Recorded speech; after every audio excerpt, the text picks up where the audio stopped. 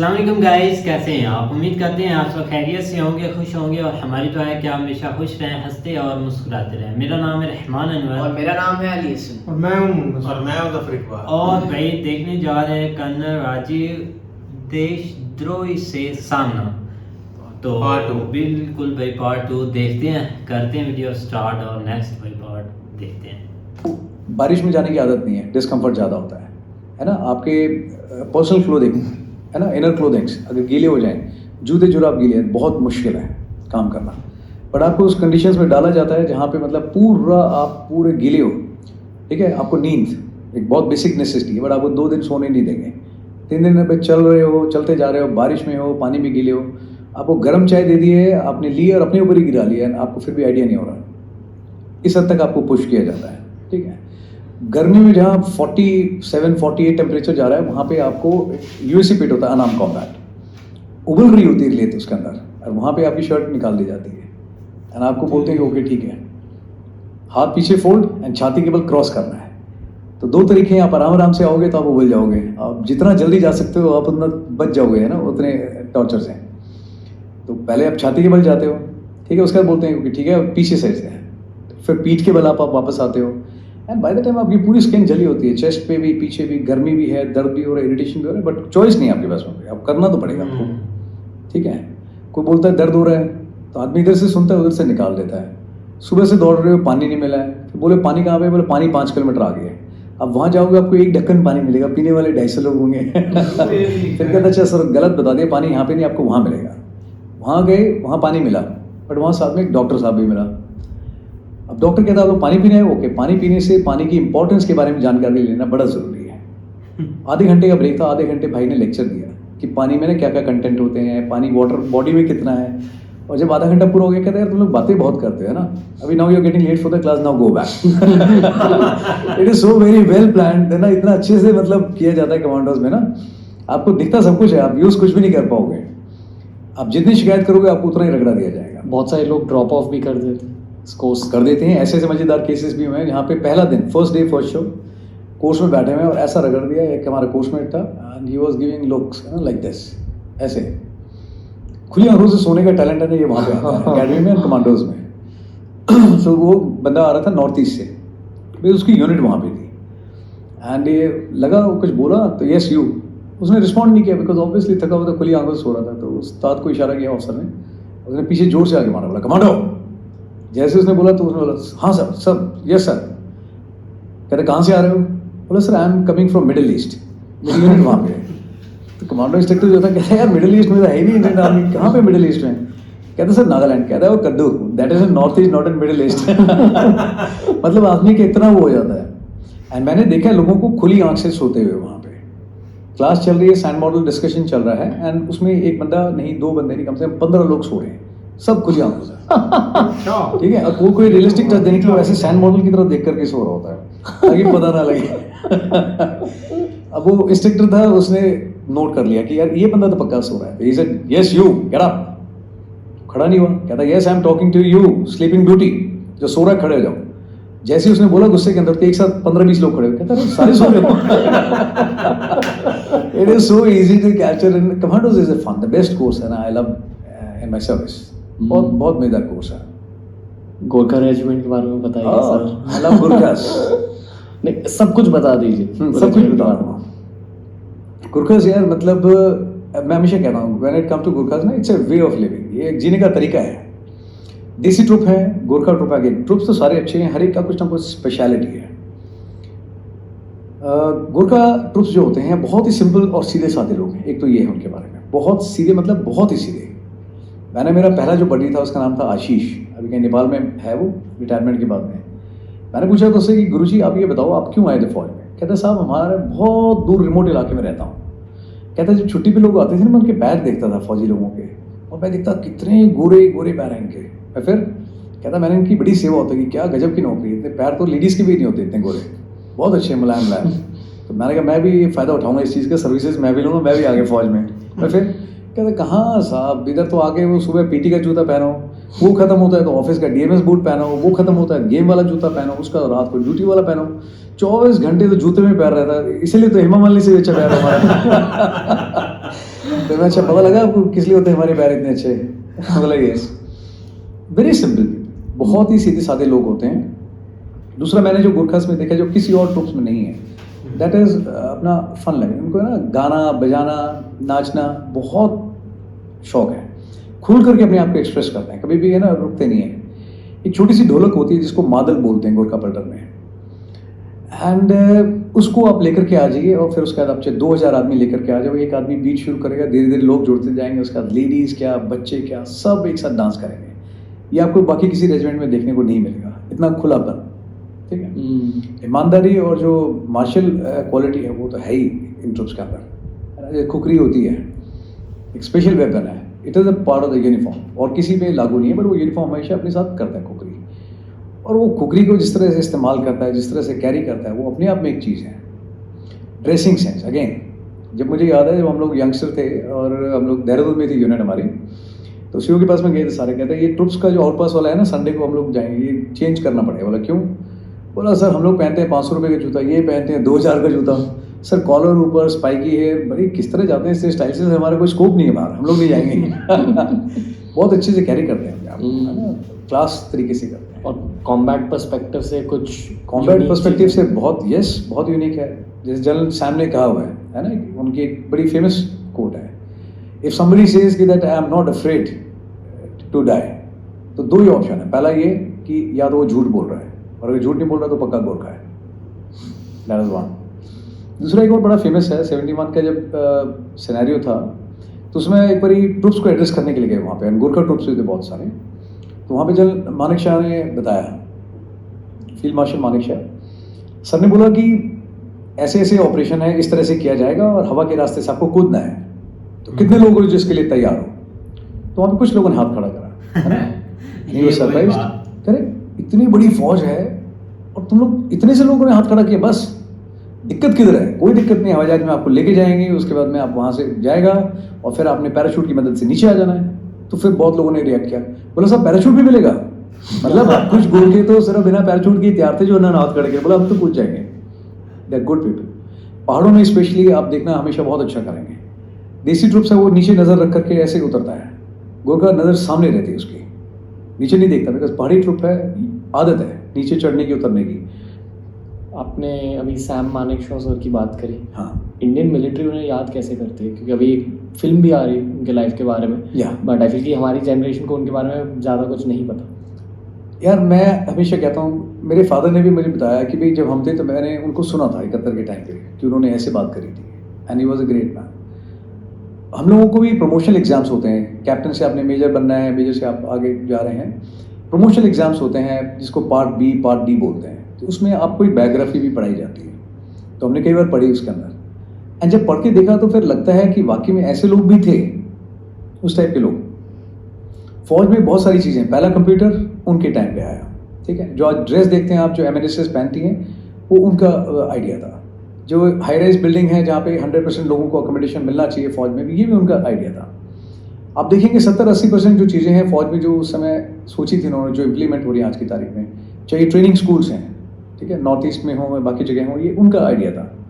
तो उस समय में एक आदमी कितना मतलब फोरसाइट रख सकता था, कितना सोच सकता था, जिस तरह की मतलब मजबूत रीढ़ की हड्डी थी कि चाहे वो प्राइम मिनिस्टर हो चाहे एक नेता हो, है ना, वो बिल्कुल मुंह पे बता सकते थे, एक स्टैंड लेते थे अपने लोगों के लिए।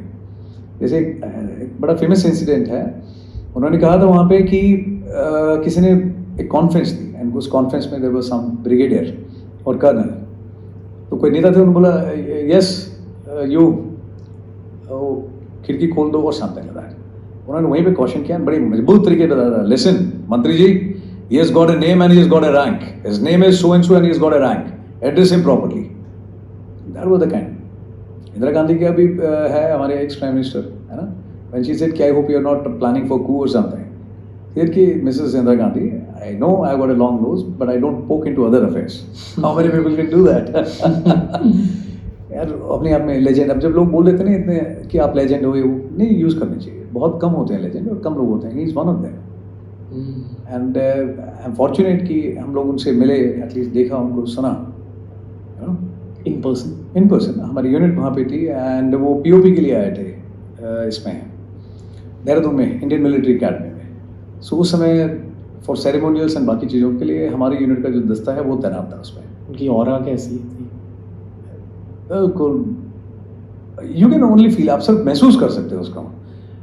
जो कहते थे मतलब वो दिखता था ज़ुबान पे, आंखों पे और बॉडी लैंग्वेज में कि ये है वो इंसान है ना हु वॉक्स हिज टॉक। जो कहते हैं मतलब वो दिखाई देता है चेहरे पे, नीयत में बहुत मजबूत है।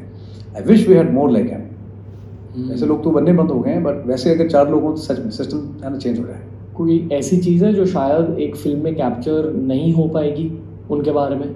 मिलिट्री स्ट्रैटेजी पर्सपेक्टिव, उनका दिमाग, उनका यार ये तो उनकी जो ब्लंटनेस थी है ना, तो कॉल स्पेड स्पेड, जो चीज़ है मुंह पे बिल्कुल मजबूती से कह देना, वो एक चीज़ है। अब आई डोंट नो कितना वो करते हैं, लोगों को इसमें कितना दिखाते हैं, बट वो एक चीज़ लेके आनी चाहिए सामने, यू नो, कि मिलिट्री कमांडर जब सोचता है अपनी बात को महसूस करता है तो वो इतनी मजबूती से रखता है इस तरह से।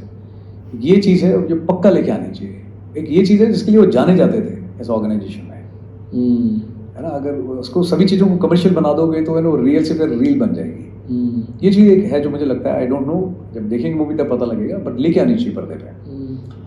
आई फील कि अभी वॉर मूवीज़ का एक फेज़ आ रहा है इंडियन सिनेमा में। 1971 वॉर पर भी एक मूवी, काफ़ी सारी मूवीज़ बन रही है एक्चुअली, पर 1971 वॉर के बारे में काफ़ी सारे लोगों को पता है। इस पॉडकास्ट पर भी उस वॉर के बारे में बातें हुई है, but I would like a bit of a recap from you sir, from your eyes.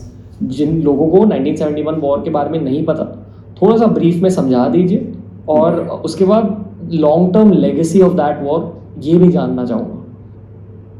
कितने ऐसे ऑपरेशंस हैं दुनिया के अंदर जहाँ पे कंट्री को एक अलग नक्शा दिया गया है ना, एंड आपने एक लड़ाई लड़ी है और वो गोली की स्पीड से खत्म हो गया, ठीक है, दिनों के अंदर। एंड आपको ताज्जुब होगा जानकर के जो पूरा ऑपरेशन प्लान है, एक टिश्यू पेपर होता है, उतने से पेपर पे बैठ करके अपना बना दिया था सर मानिक शाह ने, और ये पकड़ा दिया था कि this is the operation plan, ठीक है। बताया गया था कि भैया लड़ाई करनी है और ये इस तरह की चीज़ें हो रही है, रेफ्यूजी प्रॉब्लम, डेमोग्राफी चेंज हो रही है, बहुत सारे कारण थे, हमारे अपने रिसोर्सेज ड्रेन आउट हो रहे थे कि ये करना है।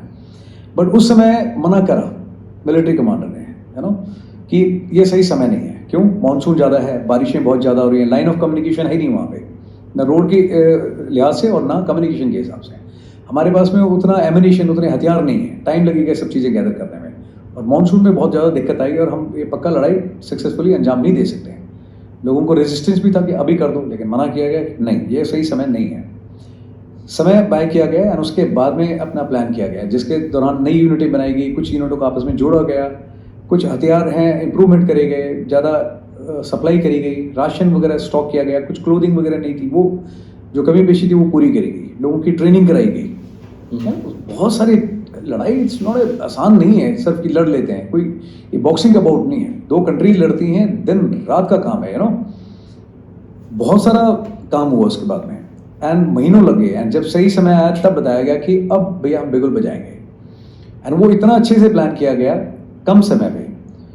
क्लैरिटी ऑफ डिसीजन आप देखिए, हर एक ऑपरेशन में कोई भी हो, चाहे वो एक टैक्टिकल ऑपरेशन हो या अपना स्ट्रैटेजिक लेवल पे हो, अगर एक अच्छा हुक्म आपने दिया है, ठीक है, तो मजबूती से ग्राउंड पे काम होगा।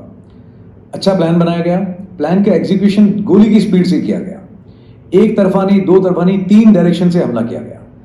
आर्मी, एयरफोर्स, नेवी, तीनों ने मजबूती से मिलकर के, जो जॉइंट ऑपरेशंस बोलते हैं, साइनर्जी बोलते हैं, ठीक है, फैंसी वर्ड्स नहीं है, ग्राउंड पे करके दिखाया उस जमाने में जब इतने इक्विपमेंट नहीं थी, इतनी इन्फॉर्मेशन नहीं थी, बट फिर भी तीनों फोर्सेस ने मिलकर गजब का काम किया, है ना, कि कट ऑफ कर देना, चाहे सप्लाई हो, री इन्फोर्समेंट हो, ना कराची से आएगी, ना हवा के रास्ते से आएगी, ना ज़मीन के रास्ते से आएगी। और जब आप किसी पे 3 तरफा हमला करते हो और वो भी गोली की स्पीड से करते हो, उसमें अनकन्वेंशनल, कन्वेंशनल दोनों तरीके से करते हो, तो समझ से बाहर हो जाता है कि हो क्या रहा है हमारे साथ में, है ना। And see the end result, यहाँ पे 90,000 प्लस सोल्जर्स ने सरेंडर किया।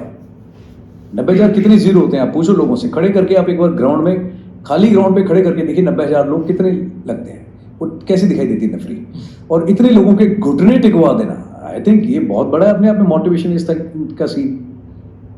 90,000 लोगों को सरेंडर करा देना विलिंगली कि यस, एक दिए, और एक अलग नक्शा बना करके एक देश ही नया बना देना, बहुत बड़ी काबिल तारीफ है चीज़, ठीक है। हमारी खुद की यूनिट थी 71 में, हमारे भी उस समय सीओ थे general Venugopal, that time lieutenant colonel Venugopal, God bless his soul. And जब रिकॉर्ड पढ़ते हैं 71 की लड़ाई का कि यूनिट में कि ये लिखा है ऐसे ऐसे हुआ था, है ना, बैटल ऑनर, थिएटर ऑनर हमारी यूनिट को मिला, बैटल ऑफ दर्शना। एंड जब उसकी स्टोरी पढ़ते हैं कि भाई कि पतिराम गुरुंग थे, उन्होंने ये किया है, एलएमजी लेके यहाँ चले गए थे, वो चले गए थे, it is a great motivation. जब आते हैं यूनिट में तो पढ़ाया जाता है कि एक चीज़ कि आपको पता होना चाहिए कौन सा ऑपरेशन था, ये किसकी फोटो है, उनको क्या अवार्ड मिला है, कहाँ पे मिला है। जब तक आपको पूरी चीज़ें कि एक ट्रॉफी ये वो पूरा वॉर हिस्ट्री नहीं है, आप मैस में नहीं जाएंगे। सो जो लोग 3 घंटे की मूवी के हिसाब से जाते हैं और वहाँ पे बोलते हैं एक्टर ने बड़ा अच्छा काम किया है, मैं कहता हूँ ये तो बहुत बड़ा, I think Vicky Kaushal is playing the role जी। Sincere advice and appeal to him or anyone, you know, a man of such magnitude, आसान नहीं है उनका रोल अदा करना, है ना, फील करना पड़ेगा, वो लाने भी पड़ेगी अपनी आवाज़ में, बुलंदी में, एंड दोज काइंड ऑफ छोटे छोटे इंसिडेंसेस ना, जिससे यंगस्टर्स को एक अलाइनमेंट मिलेगी। एक छोटा सा इंसिडेंट देता हूँ, जब ये लड़ाई चल रही थी वहाँ पे, तो he was posted in the northern sector and when he took over as the GOC there, तो he called for a conference, पूरे फॉर्मेशन के ऑफिसर्स को वहाँ पे बुलाया गया। एंड उस समय कुछ विड्रॉल्स भी थे कि पीछे बुलाया जाए ट्रुप्स को, not 71, I think it was 62 की बात है। तो when he took over as the GOC he said only one message, there will be no more withdrawals, and that the end of the conversation. It went, सीधा दिमाग में गया कि भाई अब वापस नहीं होगा, बोल के गया ओल्ड मैन, सिर्फ आगे बढ़ा जाएगा, पीछे नहीं आएगा। तो उनका जो रोल अदा करना है ना यार, बहुत शिद्दत का काम है, बिग चैलेंज, सिर्फ किताबें पढ़ने से नहीं होगा। उनके कुछ एक मैसेजेस हैं, उनकी सेंस ऑफ ह्यूमर बहुत अच्छी थी, साफ बात करते थे, ठीक है, विजन बहुत अच्छी थी, काफ़ी होमवर्क चाहिए उस रोल में जान डालने के लिए। आप अपने कश्मीर टेन्योर को किस नज़रिए से देखते हो? अच्छा था, लर्निंग पर्सपेक्टिव से देखता हूँ कि Learning जहाँ गया, लर्निंग पर्सपेक्टिव, जहाँ गया कुछ सीखने को मिला। ये सीखने को मिला कि भाई नई जगह के ऊपर जब जाते हो तो सारी जगह एक जैसी नहीं होती, ये सीख, हाँ लोग अलग होते हैं, उनकी मेंटालिटी अलग है, रिलीजियस आइडियोलॉजी अलग है ना, उनका फौज के साथ में तालमेल अलग है, ठीक है, भाषा नहीं, भाषा तो बहुत दूर की बात है। फिर ये किताब पता लगी कि जो किताब में सिखाया जाता है उसमें और ग्राउंड में ज़मीन आसमान का फ़र्क है। बेसिक्स किताब में ठीक है, लेकिन जब आप ग्राउंड पे आते हो तो कई बार रूल तोड़ने भी पड़ते हैं, कई बार है ना एक्स्ट्रा भी आपको करना पड़ता है। किताब में नक्शा बना के दिखाया गया है ऐसे ऐसे ऐसे होगा, 10 सिचुएशन है, 10 अलग तरह की टेम्पलेट बनेगी, बेसिक्स आप फॉलो करोगे, हथियार ऐसे पकड़ना है ना, फायर ऐसे करना है। और जब ग्राउंड में सिचुएशंस आती हैं तो वो उस समय तो खुद डिसीजन लेना पड़ता है, हर सिचुएशन अपने आप में नहीं होती है। कई बार बिना गोली फायर करे भी काम चल जाता है ना, कई बार एमिनेशन भी कम पड़ जाता है, ठीक है, कई बार है ना आप सोचते हो कि मैं ऐसे हैंडल करूंगा बट सिचुएशन खराब हो जाती है, और कई बार ऐसा होता है सिचुएशन लग रहा होता है बहुत खराब है बट बातचीत से बात भी बन जाती है। तो एक्सपीरियंस बहुत कुछ सिखाता है आपको। इंसर्जेंट्स के साथ आपने बातचीत करी है? हाँ करिए, बिल्कुल करिए। यस। क्यों और क्या बात करी? क्यों? ऑब्वियसली यार बातचीत क्या करी है, 2-3 तरीके होते हैं, लाइक है ना, जब आप किसी को पकड़ते हैं इंसर्जेंट्स को, जैसे हमने एक बंदे को पकड़ा लाइव, अभी हमें उससे जानकारी तो चाहिए, बिकॉज आपने उसको पकड़ा है, आप उसको तरतीब वाइज पूरा बनाओगे, उसके वाउचर्स डॉक्यूमेंट आप पुलिस को हैंड ओवर करेंगे। बट जाहिर सी बात है जब आपने उसको पकड़ा है तो कुछ इन्फॉर्मेशन आपको चाहिए होगी, तभी आप फॉलो अप एक्शन कर पाएंगे। तो कई बार क्या होता है, इंटरोगेशन करते हैं, फौज के अपने तरीके हैं, पूछा जाता है पूछताछ, और कई बार है जहाँ पे मतलब बिना कुछ वो भी आप क्या पूछते हैं उनसे, आपका इंटरेस्ट किस में होना चाहिए। अगर कोई ठीक से ट्रेनिंग करी हुई है और सिखलाई है तो वो क्या पूछेगा, वो पूछेगा आप कौन सी ऑर्गेनाइजेशन से ताल्लुक़ रखते हैं, आप कब से काम कर रहे हैं, आपने किन किन ऑपरेशंस में पार्टिसिपेट किया है, कहाँ कहाँ पे किया हुआ है, आपके कितने लोग हैं, व्हाट इज़ मोडस ऑपरेंडी, आप किस तरह से काम करते हो। आपको ये भी सही से पता करना है कि कितना सच बोल रहा है, कितना झूठ बोल रहा है। फॉल्स इन्फॉर्मेशन की बेस पे आप फॉलो अप एक्शन नहीं कर सकते। आप झूठ पकड़ सकते हैं? बिल्कुल पकड़ सकते हैं। मैन मैनेजमेंट बड़ा आसान सा काम है। मैं भी बोलता हूँ ना, सच और झूठ आपकी आंख में, आपकी ज़बान पे, आपकी बॉडी लैंग्वेज में और आपके चेहरे में, एक्सप्रेशन में बिल्कुल साफ साफ दिखाई देता है। सच बोलने में जोर नहीं लगता और झूठ छुपाने के लिए बहुत ताकत लगती है, ठीक है। आंखों से आप है ना सच बोलने की प्रेटेंड कर रहे हो, मैं तो बिल्कुल सच बोल रहा हूँ, बट जबान साथ नहीं देगी। जबान मजबूत रखिए तो आंख पक्का नीचे दाएं बाएं ऊपर नीचे जाएगी, इसमें जोर नहीं लगता है, इसमें कोई स्पेशल ट्रेनिंग नहीं चाहिए।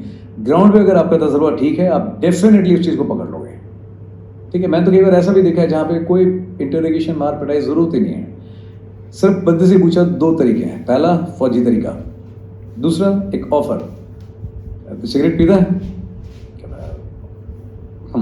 हेलो, दारू पीता है? कभी कभी। तो मैं टुडेज कभी कभी, चलेगा।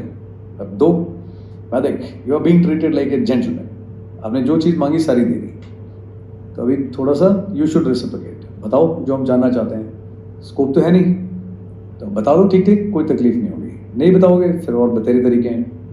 बंदा बताता है, उसमें भी कहता है सर ये वाली फीलिंग ज़्यादा अच्छी है, हम ऐसे बताएंगे। बता दो यार। है ना, मैं तो कह रहा हूँ प्यार मोहब्बत से बात हो जाए तो व्हाई नॉट। बिल्कुल भाई, आज का भाई पार्ट काफ़ी स्पेशल था, क्योंकि इसमें 2-3 टॉपिक तो थे भाई का। एक तो काफ़ी हार्ड वाला था भाई, लेकिन ये कि जो उससे पहले जो गोरखा रेजिमेंट वाला पार्ट था ना, वो काफ़ी अच्छा लगा था कि उनके बारे में, मेन उनके बारे में भी कुछ जानना ज़रूरी था, क्योंकि काफ़ी नाम सुना भाई उनका।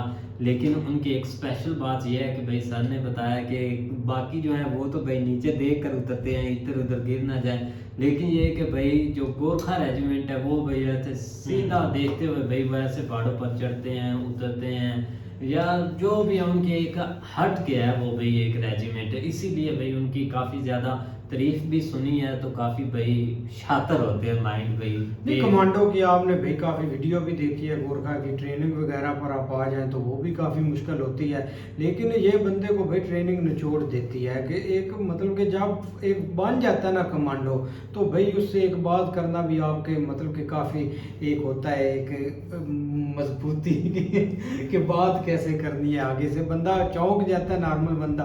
अब सर बैठे आपके आगे तो आप देख लें, मतलब कि बॉडी लैंग्वेज से देख लें, हर चीज़ से देख लें, मतलब कि ऐसे लगता नहीं कि कोई नॉर्मल इंसान बैठा अच्छा, है। यहाँ पर एक आप चीज़ नोट करें कि जो रणवीर भाई है ना, इन्होंने काफ़ी मतलब जो भी मेहमान आते हैं यहाँ तक सिर्फ भाई कवर करते हैं, लेकिन उन्होंने सर को कंप्लीट दिखाया कि बैठे कैसे हैं, उनकी बॉडी लैंग्वेज क्या है। ये इसीलिए उन्होंने चीज़ें दिखाई हैं कि ये एक होता है भाई अपना तरीका।